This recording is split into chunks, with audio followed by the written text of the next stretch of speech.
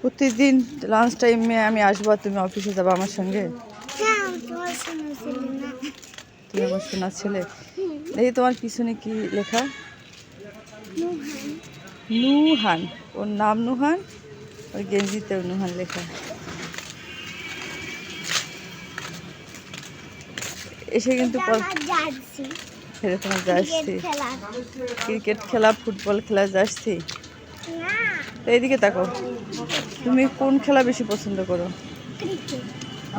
আগাও, side দিয়ে দিয়ে যাও। এই গরু আবার আবার এখানে দাঁড়াও। ওই যে গরুর ইয়েটা বলো তো। গরুর না না, গরু ইংলিশে তুমি জানো। ওই যে ঈদের আগে যেটা আমি কি করছি না কি যেন একটা আছে না,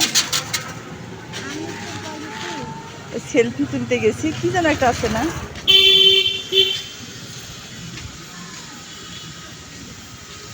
আরে গরু নিয়ে। হ্যাঁ, গরু লাথি মারতে আমি কি করছি?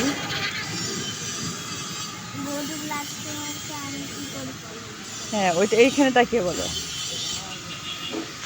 বলো। জানো শুনো, পাপা একটা কিউট গরু আনছে, আল্লাহকে কিউট করে গলে মালা করছে। সেই আমি গরুর সাথে সেলফি নিতে গেছি, দুষ্ট করে গুতা মারছে। আমি কি করছি? গরুকে হাই দিয়ে দাও। এইদিকে এইদিকে তাকো, তুমি এই পাশ থেকে। আমি আগে যাই, তুমি হাই দিয়ে দাও গরুকে। হাই গরু। তোমাকে বন্ধু গরু কিনে দিয়েছে না?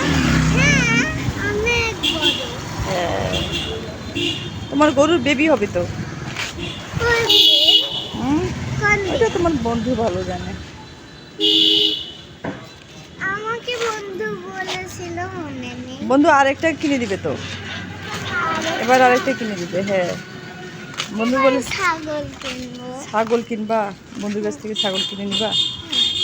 আচ্ছা, বন্ধুকে বলি যে বন্ধু তুমি তো গরু, তুমি কি পরিমাণ বোকা। আব্বা দাঁড়াও, গরুর দাম বেশি না ছাগলের দাম বেশি? গরু। তাহলে তুমি ছাগল কিনে নিবা কেন?